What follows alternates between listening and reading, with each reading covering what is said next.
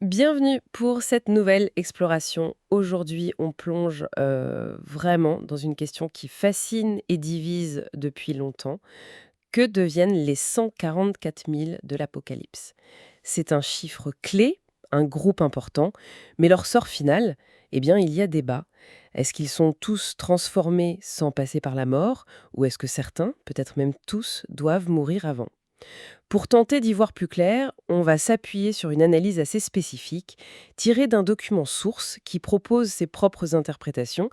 Et fait intéressant, ce document vient de Corée, ce qui explique certains termes qu'on croisera comme jamban niliré ou yebicho. On essaiera de les clarifier au passage. Notre objectif? Essayer de comprendre les différentes visions que propose ce document sur le destin de ce groupe symbolique. Bon, alors, allons-y, déballons ça. Pour commencer, posons les bases. Qui sont exactement ces 144 000 d'après notre source? Alors, le document est assez clair là-dessus.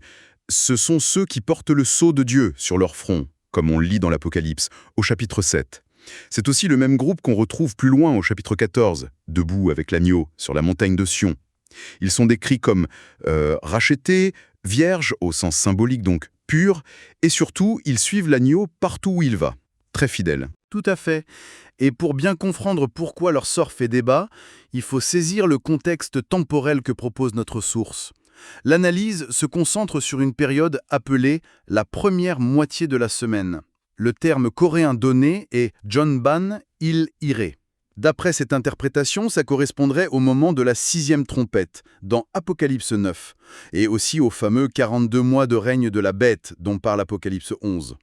Et un point vraiment crucial dans l'interprétation de ce document, c'est qu'il pose une équivalence. Pour lui, les 144 000, ce sont les mêmes que les deux témoins d'Apocalypse 11. Et ce groupe est aussi associé au lieu de refuge, en coréen, Yebishio, cet endroit où la femme d'Apocalypse 12 est nourrie pendant 1260 jours.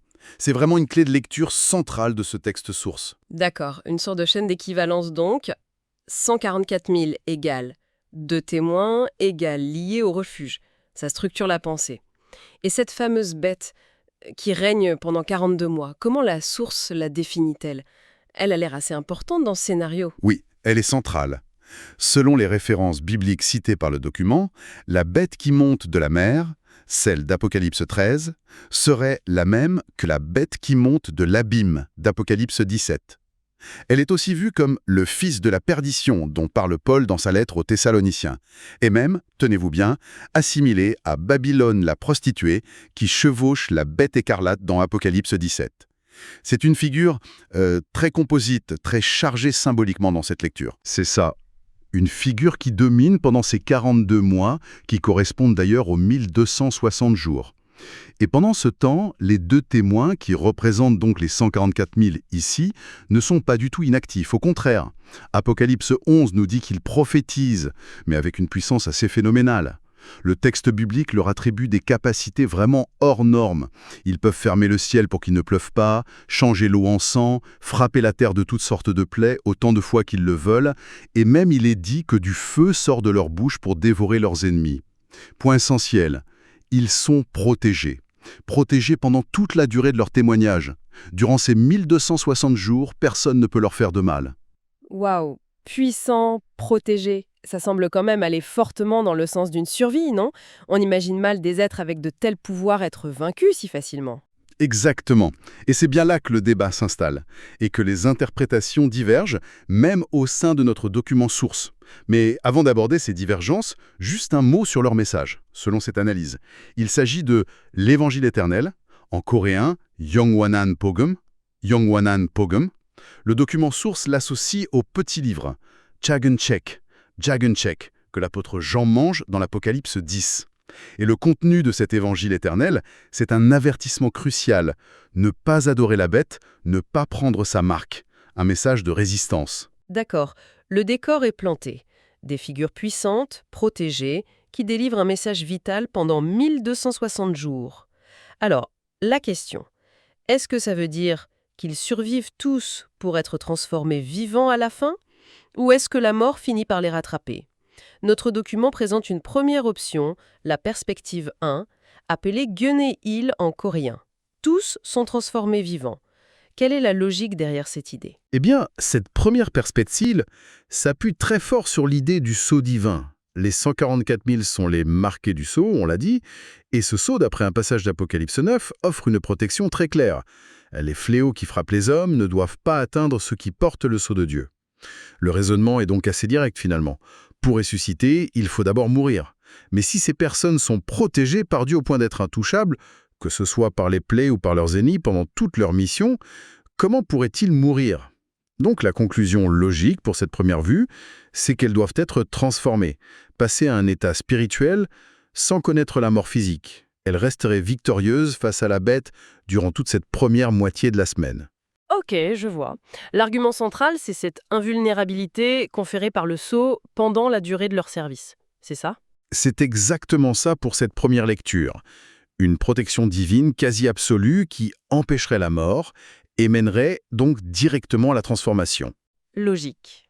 Mais alors, changement complet de décor avec la deuxième perspective que présente le document, la perspective 2, où Kyone-i, tous meurent puis ressuscitent. Et là, ça devient effectivement très intéressant, parce qu'il y a un passage biblique qui semble décrire leur mort de manière assez explicite. Comment cette vue explique-t-elle cela? Oui, cette deuxième perspective, elle, met le doigt sur un verset bien précis et assez direct. Apocalypse 11, verset 7. Ce verset dit noir sur blanc qu'après que les deux témoins, toujours vus comme les 144 000 par notre source, auront fini leur témoignage de 1260 jours, la bête qui monte de l'abîme leur fera la guerre, les vaincra et les tuera. C'est écrit. Attendez une minute. Le texte dit qu'ils seront vaincus et tués. Mais comment on réconcilie ça avec la protection du sceau, les pouvoirs surnaturels qu'on vient de décrire? Le document source, il en parle de cette contradiction apparente. Tout à fait. C'est le point de tension. L'argument de la perspective 2, tel que le rapporte notre source, insiste sur la chronologie. La protection divine, les pouvoirs, tout ça, c'est valable pendant les 1260 jours. La mort, elle, intervient après, une fois cette période de témoignage achevée. D'ailleurs, le texte d'Apocalypse 11 continue en décrivant leurs cadavres qui restent exposés dans la rue pendant 3 jours et demi et leurs ennemis qui se réjouissent. Mais ce n'est pas la fin de l'histoire. Après ces 3 jours et demi, le texte décrit leur résurrection spectaculaire. Un souffle de vie venu de Dieu entre en eux, ils se lèvent et ils montent au ciel dans une nuée, sous le regard stupéfait de leurs ennemis. Donc pour ceux qui soutiennent la perspective 2, l'affaire est claire. Le texte décrit une mort, puis une résurrection. Conclusion, les 144 000 meurent tous avant d'être glorifiés. On a donc deux lectures qui s'appuient sur des aspects différents du texte, l'une sur la protection générale, le sceau, l'autre sur un événement très précis et daté, la mort après la fin du témoignage. C'est fascinant, mais notre document il ne s'arrête pas là. Il propose une troisième voie, la perspective 3 ou Kyon-He-Sam. Certains ressuscitent, d'autres sont transformés. Et il est même dit que c'est la vue que l'auteur du document source préfère. Expliquez-nous un peu cette position intermédiaire. Cette troisième approche essaye en quelque sorte de concilier les deux aspects. Elle part du constat que, pendant cette fameuse première moitié de la semaine, la bête persécute les croyants. Apocalypse 13 dit même qu'elle fait mettre à mort ceux qui refusent d'adorer son image. L'interprétation ici, c'est que parmi les fidèles de cette période, qui seraient liés aux 144 000 ou les incluraient, certains sont effectivement tués pour leur foi. Ce sont des martyrs, au sens classique. Mais d'autres, qui refusent aussi la marque et l'idolâtrie, mais qui arrivent à survivre, peut-être en fuyant ou en étant protégés d'une autre manière, eh bien eux aussi sont considérés comme des témoins fidèles. Notre source utilise l'expression « martyr-témoin » pour englober ces deux cas. Donc, martyr-témoin, ça couvrirait à la fois ceux qui meurent physiquement pour leur foi, mais aussi ceux qui survivent aux persécutions tout en restant fermes. Leur endurance serait une forme de témoignage en soi. C'est ça l'idée. C'est tout à fait ça. Le document s'appuie notamment sur un passage d'Apocalypse 20 qui parle de la première résurrection. Ce passage mentionne ensemble ceux qui avaient été décapités et ceux qui n'avaient pas adoré la bête ni son image et qui n'avaient pas reçu la marque. Ces deux groupes semblent partager la même récompense finale. Du coup, la logique de la perspective 3, c'est au moment clé, que ce soit la fin de la période ou le retour du Christ, ceux qui sont morts parmi ce groupe de résistants fidèles, eh bien ils ressuscitent. Et ceux qui ont tenu bon et sont encore vivants à ce moment-là, eux, ils sont transformés directement, sans passer par la mort. Au final, tout le monde reçoit un corps glorifié, spirituel, comme le décrit Paul en 1 Corinthiens 15. Ça permettrait d'intégrer à la fois la réalité de la persécution mortelle et la possibilité d'une survie qui mène à la transformation. C'est une tentative de synthèse intéressante, c'est vrai. Mais l'auteur du document source admet lui-même, et c'est noté dans notre matériel, qu'il n'y a pas de preuve scripturaire directe et évidente pour cette idée que certains des 144 000 survivront. Le terme coréen, c'est Turyotan Kungonen Opta. Alors, pourquoi cette préférence? Qu'est-ce qui motive cette conviction chez lui? L'auteur semble raisonner en termes de cohérence narrative et théologique. Il a du mal à imaginer que tous les 144 000 meurent, même si ce n'est que pour 3 jours et demi. Il rappelle leur rôle, tel qu'il l'interprète, de protecteur des autres saints, les Sangdodol, pendant cette période difficile. Il serait ce fameux lieu de refuge, le Yebicho. Donc la question qu'il se pose, c'est si les 144 000 qui sont censés protéger les autres sont tous mis hors jeu, même temporairement, qui veille sur les autres croyants? Et puis, qui resterait de ce groupe d'élite sur Terre pour vivre la transformation des vivants lors de la première résurrection, si tous sont déjà passés par la mort? C'est une question de cohérence interne, en quelque sorte. Il faut qu'il y ait une continuité dans la protection. Et il faut qu'il y ait des représentants des 144 000 parmi ceux qui sont transformés vivants. Mais est-ce que cette logique, elle tient vraiment face au texte d'Apocalypse 11.7 qui dit bien « les vaincra et les tuera » au pluriel, sans suggérer d'exception? L'auteur du document, il confronte sa préférence à sa difficulté. Oui, oui. Et il le fait de manière assez honnête, il faut le dire. Il reconnaît les arguments qui pourraient affaiblir sa position préférée et au contraire renforcer la perspective 2, celle où tous meurent. Premièrement, il note que les 2 témoins ne sont morts que 3 jours et demi avant de monter au ciel. C'est très court, juste avant ou pendant la première résurrection. On pourrait donc dire que les autres saints peuvent bien tenir ces quelques jours sans protection directe. Ça n'empêche pas que d'autres survivants soient transformés. Deuxièmement, et c'est un point important, l'auteur admet qu'Apocalypse 11, la bête les vaincra et les tuera, pourrait très bien signifier que le pouvoir de la bête submerge effectivement tous les 144 000 à la toute fin de leur témoignage. Il fait même une analogie avec le prophète Élie. Souvenez-vous, après sa grande victoire contre les prophètes de Baal, Élie se sent soudain seul, menacé par Jézabel, et il s'enfuit complètement découragé. Cette analogie suggère qu'un groupe, même très puissant, peut connaître une défaite soudaine et totale. Donc l'auteur le reconnaît.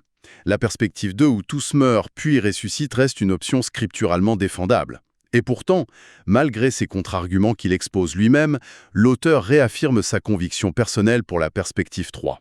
Il maintient qu'il lui semble plus probable que certains des 144 000 qu'il associe aux prémices mentionnées en Apocalypse 14 survivront et seront transformés. Il trace un parallèle, puisque les croyants qui ont reçu les prémices de l'Esprit, comme dit Paul, attendent la rédemption de leur corps, transformation ou résurrection, il lui paraît logique que certains de ces prémices d'entre les hommes, les 144 000, vivent aussi la transformation sans passer par la mort. Et il insiste à nouveau sur le timing. La bête ne peut les tuer qu'après la fin des 1260 jours. Pendant cette période, souligne l'auteur, en utilisant un terme coréen assez imagé, les 144 000 sont victorieux. Ils fracassent Paksalnaemyo, les forces adverses. La victoire d'abord, la défaite éventuelle ensuite. D'accord. On a donc cette tension fondamentale. D'un côté, une protection divine, une puissance quasi invincible pendant un temps donné. De l'autre, une annonce claire de leur défaite et de leur mort juste après. Et l'auteur de notre source, il jongle avec ça. Il veut garder la protection du sceau, mais il ne peut pas ignorer Apocalypse 11. Sa solution, c'est de scinder le groupe. Certains meurent, d'autres survivent. C'est une construction logique astucieuse, mais il admet lui-même qu'il n'y a pas de preuve textuelle directe pour ce groupe précis. Alors, qu'est-ce qu'on retient de tout ça, finalement? Pour résumer les options explorées dans ce document source, on a Tous transformés vivants. L'argument clé, c'est le sceau protecteur, l'invulnérabilité pendant la mission. tous meurent, puis ressuscitent. Là, on s'appuie sur le récit très explicite de la mort et de la résurrection des 2 témoins, dans Apocalypse 11. Et, troisièmement, une voie médiane, certains meurent et ressuscitent, d'autres survivent et sont transformés.